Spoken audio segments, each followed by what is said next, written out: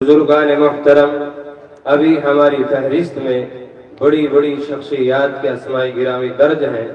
تو اب انہی میں سے ایک ایسی جامع کمال شخصیت کو دعوت خطابت دے رہا ہوں جن کے قدم سے جھلسے کو زندگی اور سامعین کو روحانی تازگی مل رہی ہے، جن سے میری مراد حضرت مولانا سید حبیب اللہ صاحب مدنی صاحب زادہ محترم امیر الہند حضرت مولانا سید ارشد مدنی صاحب صدر المدرسین دار العلوم دیوبند اور نبیرہ شیخ الاسلام حضرت مولانا حسین احمد مدنی حضرت سے بسط احترام درخواست کی جا رہی ہے کہ حضرت تشریف لا کر اپنے قیمتی بیان سے ہم تمام سامعین کو مستفیض فرمائیں۔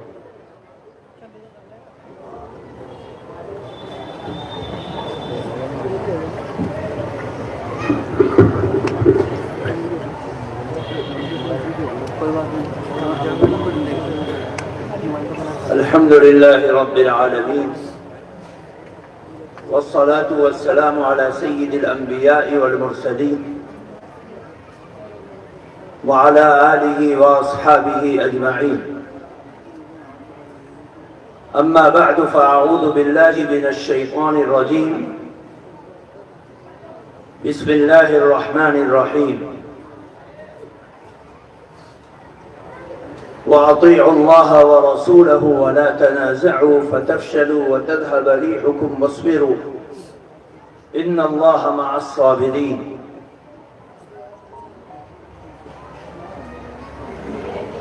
اللہ تبارک و تعالیٰ کا بے حد احسان ہے کہ پروردگار عالم نے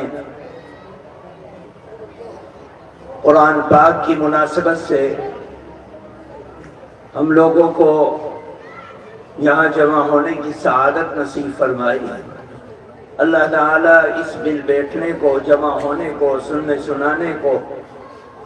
ہم سب کے لیے دنیا اور آخرت میں عزت، کامیابی، کامرانی کا ذریعہ اور سبب بنائے۔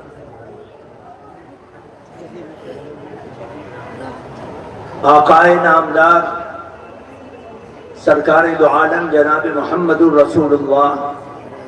صلی اللہ علیہ وسلم جب اس دنیا میں تشریف لائے، آپ نے اپنا بچپنا لوگوں کے درمیان میں گزارا، اپنی جوانی لوگوں کے درمیان میں گزاری۔ بچپنے میں بکریوں کو چرایا،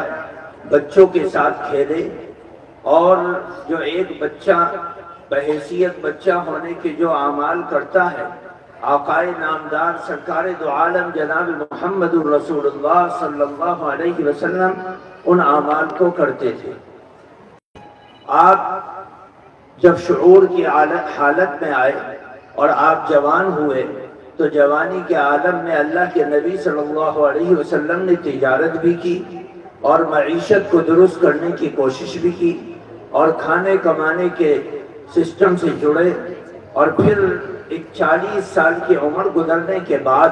نبی کریم صلی اللہ علیہ وسلم کو اللہ تعالیٰ نے ایک مشن سے لگایا، ایک کام سے لگایا، ایک نظام سے لگایا، اور اس وقت اللہ کے نبی صلی اللہ علیہ وسلم کی پیدائش کا مقصد جو اللہ تعالیٰ نے رکھا تھا، اس کو آپ کی ذات اقدس سے، آپ کے وجود برکات سے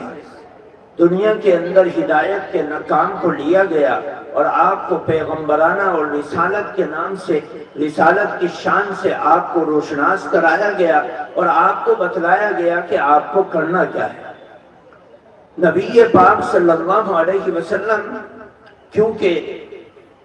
جس قبیلے کے اندر پیدا ہوئے، وہاں گاؤں کے، شہر کے حالات، علاقے کے حالات آپ کی نگاہوں میں تھے۔ آپ دیکھتے تھے کہ ایک قبیلہ دوسرے قبیلے سے لڑتا ہے۔ آپ کے بارے میں آپ کو کہا گیا کہ دیکھیے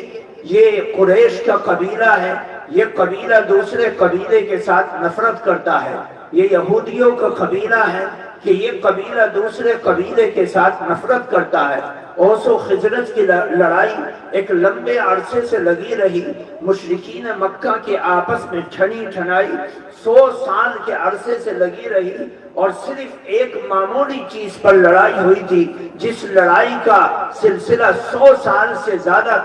تک گزرتا رہا، ایک قبیلہ دوسرے قبیلے کے مقابلے پر تھا، ایک دوسرے کو نیچے کرنے پر تھا، ایک دوسرے کو تباہ و برباد کرنے پر تھا۔ ایسی صورت میں اللہ کے نبی آئے، آپ کو رسالت سے مامور کیا گیا، آپ کے کانوں میں قرآن ڈالا گیا، قرآن کی آیتیں آپ کے پاس آئیں، اللہ نے آپ کو کلمہ دیا، اسلام دیا، ایمان دیا، نماز دیا، قرآن دیا، اور اللہ کے نبی صلی اللہ علیہ وسلم کو اس مشن سے لے کر جوڑا گیا کہ جس کے بارے میں کہا گیا کہ اسلام لوگوں کو جوڑنے کے لیے آیا ہے، اسلام لوگوں کو اکٹھا کرنے کے لیے آیا ہے، اسلام لوگوں کے دلوں کو ایک دوسرے سے محبت و اخوت کے ساتھ جوڑنے کا نام ہے۔ یہی وجہ ہے کہ نبی کریم صلی اللہ علیہ وسلم پر قرآن آیا تو اللہ تعالی نے آپ کے ہاتھوں سے جن لوگوں کو ایمان کا کلمہ دیا ان کے صفت اور اوصاف کو بیان کیا گیا اور فرمایا انما المؤمنون اخوہ، ساری کائنات کے اندر جو بھی کلمہ پڑھنے والا مسلمان ہے ایک ایمان کا کلمہ پڑھتا ہے اور ایمان کی وجہ سے محبت رکھتا ہے، فرمایا ساری کائنات کا ایک ایک مسلمان دوسرے مسلمان کا بھائی ہے۔ اللہ کے نبی نے آنے کے بعد اوس کے اندر بھی اسلام کی تبلیغ پیش کی اور خزرج کو بھی اسلام کی دعوت دی، مشرکین مکہ کے قبیلوں کو بھی اسلام کی دعوت دی، اور جتنے حجاز کے اندر عرب کے اندر جتنے قبیلے تھے سب قبیلوں سے ایک ایک دو دو تین تین چار چار 50 100 آدمی آئے اور آپ کے ہاتھوں پر اسلام کا کلمہ پڑھا۔ اللہ کے قرآن نے کہا اذا جاء نصر اللہ والفتح ورأيت الناس يدخلون في دين الله افواجا، اے نبی آپ دیکھتے ہیں کہ لوگ اسلام کے اندر فوج در فوج داخل ہو رہے ہیں اور اسلام کا کلمہ پڑھ رہے ہیں۔ نبی پاک صلی اللہ علیہ وسلم نے 100 سال کے لمبے عرصے سے لڑنے والے ان لوگوں کو ایک امام کے پیچھے لا کر اکٹھا کیا، ایک صف میں لا کر کھڑا کیا اور ان کے ہاتھوں کو ہاتھوں سے ملایا، ان کے سلام کو سلام سے ملایا، ان کے قرآن کو قرآن سے ملایا، ان کے کلمے کو کلمے سے ملایا، اور بحیثیت مسلمان ہونے کے اللہ کے نبی نے فرمایا کہ ساری کائنات کا مسلمان ایک جسم کی طرح ہے، جس طرح ہاتھ میں کانٹا چبھے تو سر کو بھی تکلیف ہوتی ہے، سینے کو بھی تکلیف ہوتی ہے، پیٹ کو بھی تکلیف پہنچتی ہے، پیروں کو بھی تکلیف پہنچتی ہے، دل کی دھڑکن بھی بدل جاتی ہے اور دماغ کی سوچ بھی پلٹ جاتی ہے۔ اسی طریقے سے ساری کائنات کا مسلمان ایک جسم کی طرح ہے کہ اگر کائنات میں مشرق کے اندر کسی ایمان والے کو تکلیف پہنچتی ہے تو مغرب کا رہنے والا ایمان والا تڑپ جاتا ہے۔ یہ مسلمان کی کیفیت ہوتی ہے کہ مسلمان جس کونے میں ہو، جس علاقے میں ہو، جس گاؤں میں ہو، بحیثیت مسلمان ہونے کے ایک پریوار کی طرح ہے، ایک پریوار کے سدسیہ کی طرح ہے، ایک قوم کی طرح ہے، ایک قبیلے کی طرح ہے، ایک برادری کی طرح ہے، ایک گاؤں کی طرح ہے، ایک محلے کی طرح ہے، سب مسلمان بھائی بھائی ہیں۔ یہ اللہ کے دین کی دعوت اور اس کی تبلیغ تھی۔ نبی کریم صلی اللہ علیہ وسلم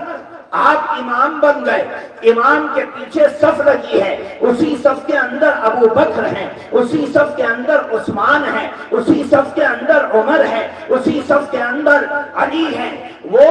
اسی صف کے اندر ہیں جس صف کے اندر ایک دوست تھا، ایک دشمن تھا۔ ایمان کا کلمہ پڑھنے سے پہلے ابو بکر کے دشمن تھے، کون؟ حضرت عمر۔ ایمان کا کلمہ پڑھنے سے پہلے اکرمہ دشمن تھے، کس کے؟ اللہ کے نبی کے، لیکن اسلام کا کلمہ پڑھا۔ نبی پاک صلی اللہ علیہ وسلم نے سب کو محبت کی لڑی میں پرو دیا اور فرمایا کہ سارے کے سارے مسلمان ایک امام کے پیچھے اکٹھے ہو جاؤ، امام کالا ہو، گورا ہو، امیر ہو،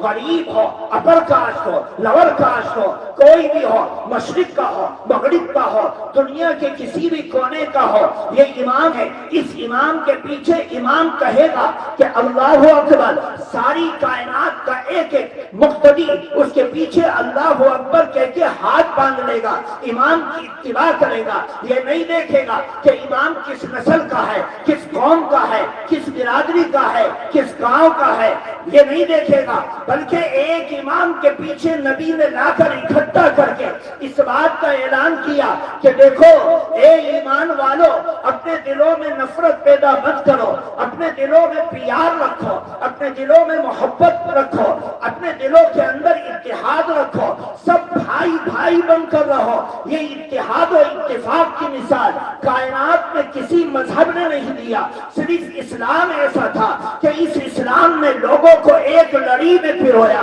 لوگوں کو جوڑا، لوگوں کو بٹھایا، لوگوں کو ایمان کے جھنڈے کے نیچے جمع کیا، لوگوں کو ایک مذہب کے تلے جمع کیا، اور یہ بتلا دیا کہ کوئی کسی کے اندر کوئی فرق نہیں، لا فضل لعربی علی عجمی، کسی عربی کو غیر عربی پر، کسی کالے کو کسی گورے پر، کسی امیر کو کسی غریب پر کوئی فضیلت نہیں۔ فضیلت کی چیز صرف اور صرف یہ ہے کہ ہم تقوی والے بن جائیں۔ اللہ کے نزدیک سب سے مقبول، سب سے برتر، سب سے اعلیٰ، سب سے افضل وہی شخص ہے، ان اکرمکم عند اللہ اتقاکم، اللہ کے نزدیک سب سے زیادہ عزت والا وہ ہے جو اپنے اندر تقوی کی زندگی اور تقوی کے عمل کو پانے والا ہے۔ میرے دوستوں، بزرگوں، آج ہمارے معاشرے کے اندر بگاڑ اور ذلت اور رسوائی کے اسباب میں سے ایک بنیادی سبب یہ ہے کہ ہمارے دل بدل گئے، ہماری سوچ بدل گئی، ہمارا نظام بدل گیا۔ ہم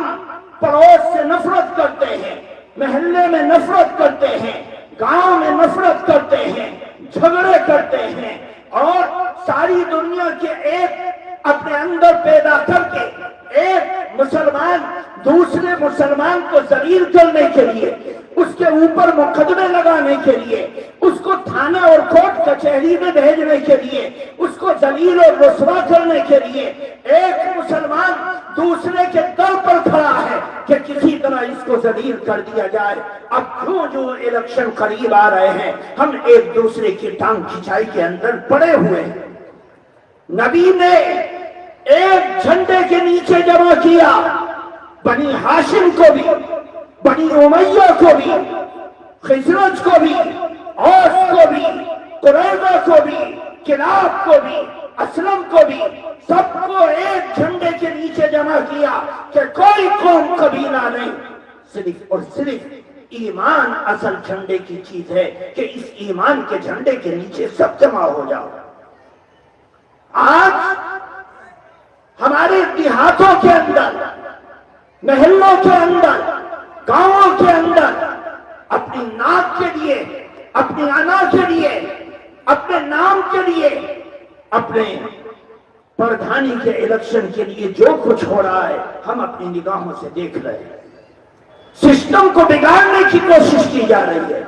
نفرتیں پیدا کی جا رہی ہیں، دلالی کی جا رہی ہے، مخبری کی جا رہی ہے، پھنسانے کے لیے کام کیا جا رہا ہے، رشوتیں دی جا رہی ہیں کہ میرا مد مخالف ذلیل ہو جائے، رسوا ہو جائے، بس میرے لیے راستہ صاف ہو جائے گا، میں جس طرف کو چاہوں گا، جو چاہوں گا، جس طرح چاہوں گا کر لوں گا، کوئی میرے سامنے مقابلہ کرنے والا نہیں ہوگا۔ جب یہ نظام ہوگا تو یاد رکھو ہم برکت کی زندگی سے محروم ہو جائیں گے، رحمت کی زندگی سے محروم ہو جائیں گے، نبی کے مشن سے پیچھے ہٹ جائیں گے۔ پھر یاد رکھنا، جب قومیں اپنے دلوں کے اندر بدلاؤ پیدا کر دیتی ہیں تو اس قوم کو اللہ اتنا ذلیل کرتا ہے جس کا تصور بھی نہیں کیا جا سکتا۔ وہ ذلت اور رسوائی ان کا مقدمہ بن جاتا ہے۔ اللہ کے نبی نے شب قدر کے بارے میں فرمایا، اللہ کے قرآن میں پوری سورت اتری کہ شب قدر جو رمضان کے مہینے میں عام طور سے آتی ہے، اس شب قدر کے اندر یہ رحمتیں، یہ رحمتیں، یہ رحمتیں، یہ برکتیں، سلام ہی حتی مطلع الفجر، سلامتی رہتی ہے ہر ایمان والے پر جو اللہ کی اس بابرکت رات کو، عظمت والی رات کو، قدر کی رات کو اپنی زندگی میں عبادت سمجھ کر کرتا ہے، اللہ کے نبی کے پاس فرشتہ آیا اور اس نے آ کر بشارت سنائی کہ آپ کی امت کو پتہ نہیں ہے کہ شب قدر کب ہے، لیکن آج کی رات شب قدر ہے۔ اللہ کے نبی خوش ہو گئے اور خوشی کے عالم میں مسجد سے نکلے، اپنے حجرے سے نکلے، مسجد کے اندر آئے تو اللہ کے نبی کا چہرہ بدل گیا۔ آپ منبر پر چڑھ گئے اور چڑھ کر آپ نے لوگوں کو جمع کیا، اے بنو کلاب، اے بنو سلمان، اے بنو امیہ، اے بنو ہاشم، آؤ قریب آ جاؤ۔ سب قریب آ گئے۔ اللہ کے نبی منبر پر تشریف فرما ہے، آپ کا چہرہ بدلا ہوا ہے۔ آپ نے فرمایا کہ اے لوگوں، آج شب قدر تھی اور اللہ کا فرشتہ میرے پاس آیا کہ آپ اپنی امت کو شب قدر کی تعین کو بتلا دے کہ آج کی رات شب قدر ہے، جتنی عبادت کر سکتے ہو کرو۔ لیکن جب میں گھر سے باہر آیا، میں نے دیکھا کہ دو مسلمان لڑ رہے تھے۔ فرشتہ آیا اور اس نے فوراً کہا کہ ان کی لڑائی کی وجہ سے شب قدر اللہ نے اٹھا دی۔ آج ضرورت ہے کہ مسلمان یہ کہتا ہے کہ رحمت مل جائے، برکت مل جائے، عافیت مل جائے، اللہ کی طرف سے نصرت کے دروازے کھل جائیں، لیکن یاد رکھو یہ نصرت کے دروازے بند ہو رہے ہماری آپس کی نا اتفاقی کی وجہ سے، لڑائی کی وجہ سے۔ حضرت شیخ الہند مولانا محمود الحسن دیوبندی رحمت اللہ علیہ بڑے عالم ہیں اور دارالعلوم دیوبند کے مایہ ناز طالب علموں میں سے اور اساتذہ میں سے، ساری زندگی دارالعلوم میں رہے۔ آخر میں زندگی کے آپ کو انگریز نے گرفتار کر دیا، آپ کو برطانیہ کے قریب ایک جزیرے میں قید کر دیا گیا، آپ مقید ہو گئے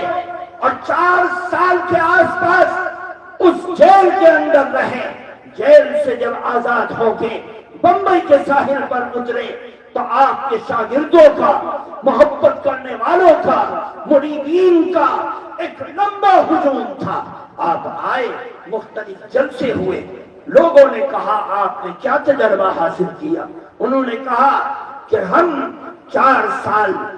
مالٹا کے جیل میں رہے، ہم نے اس جیل کے آنے کے بعد یہ تجربہ کیا کہ مسلمانوں کی ذلت و رسوائی کے 2 اسباب ہیں۔ ان اسباب میں سے ایک سبب ہماری آپس کی رنجش ہے، آپس کا جھگڑا ہے، آپس کا ایک دوسرے کو ذلیل کرنا ہے، آپس میں ایک دوسرے کو اتارنا چڑھانا ہے، آپس میں ایک دوسرے کو برباد کرنا ہے، جو آج ہم کر رہے ہیں۔ اور مسلمانوں کے اندر سب سے بڑی بیماری یہ ہے کہ مسلمان تھانوں کا دلال بن گیا ہے۔ آج صرف اس وجہ سے ذلت و رسوائی کے اسباب اچھے لوگوں کو بھی اور برے لوگوں کو بھی اٹھانے پڑتے ہیں، برے لوگوں کو بھی اٹھانے پڑتے ہیں۔ پورا محلہ ایمان والوں کا ہے اور اس ایمان والوں کے محلے میں ایک گھر بھی ایسا نہیں جو دشمن نبی کا، لیکن اس محلے کی ایک بات، مسجدوں کا عمل، جماعتوں کا آنا، جماعتوں کا جانا۔ اگر کسی مسجد کے اندر جماعت آ کر ٹھہری، ابھی اس نے سامان بھی نہیں رکھا، اس کی مخبری کی اطلاع تھانے کے اندر پہنچ جاتی ہے اور پولیس کے 2 سپاہی آ کر دروازے پر کھڑے ہو جاتے ہیں۔ یہ تمہاری ذلت و رسوائی کے اسباب ہے۔ کس عزت کی بات کرتے ہو؟ کس خدا کی نصرت کی بات کرتے ہو؟ اپنے ذلیل ہونے کے لیے تمہارے بیچ میں، درمیان میں ابو جہل سے زیادہ سیاہ عقیدہ رکھنے والے لوگ موجود ہیں، جو مسجد کو بھی نہیں چھوڑتے، امام کو بھی نہیں چھوڑتے، قرآن کو بھی نہیں چھوڑتے، مومن کو بھی نہیں چھوڑتے، دعوت و تبلیغ کو بھی نہیں چھوڑتے، تعلیم اور تذکیر کو بھی نہیں چھوڑتے، مدرسوں کی دیواروں کو بھی نہیں چھوڑتے۔ جب ایسی قوم عزت کے لیے بھیک مانگتی ہے، ہزاروں نوجوانوں کی زندگیوں کو پیش کرنا پڑتا ہے، جب جا کے عزت کی کوئی چنگاری نصیب ہوتی ہے۔ ہم کہاں پھر رہے ہیں؟ ہم کہاں جا رہے ہیں؟ ہم کون سی عزت کی بات کر رہے ہیں؟ یہ عزتیں ایسے نہیں ملتی۔ خدا کی قسم، ان عزتوں کو پانے کے لیے ابو بکر کو مار مار کر لہو لہان کر کے بے ہوش کر دیا تھا۔ ان عزتوں کو پانے میں حضرت عمر کو مار مار کر لہو لہان کر دیا، حضرت عثمان غنی کو چٹائی میں لپیٹ کر دھواں دیا گیا اور وہ تڑپتے تھے۔ حضرت علی کے مرتضی، حضرت بلال حبشی، حضرت نبی کریم صلی اللہ علیہ وسلم پر ایمان لانے والے جانتے ہیں کہ ان کو جو آج عزت اور مقام ملا ہے کس قربانی کا نتیجہ ہے۔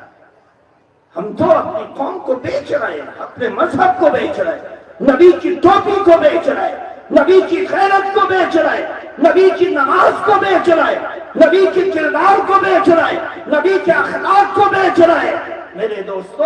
اپنی زندگیوں کو صحیح دھارے کی طرف لے کر چلو۔ عزت پانے کے لیے عزت والے کام کرو، غیرت والے کام کرو، اپنے اندر پیار اور محبت پیدا کرو، اپنے اندر ایکتا پیدا کرو، اپنے اندر اتحاد و اتفاق پیدا کرو۔ جب یہ اتحاد و اتفاق ہوگا، بڑی بڑی قومیں تمہارے سامنے آ کر ذلیل و رسوا ہو جائیں گی۔ شرط یہ ہے کہ اپنے اندر ایمان کے نام پر، سچائی کے نام پر اتحاد پیدا کرو۔ اللہ تبارک و تعالی ہمیں سمجھنے کی توفیق عطا فرمائے۔ وآخر دعوانا الحمد للہ۔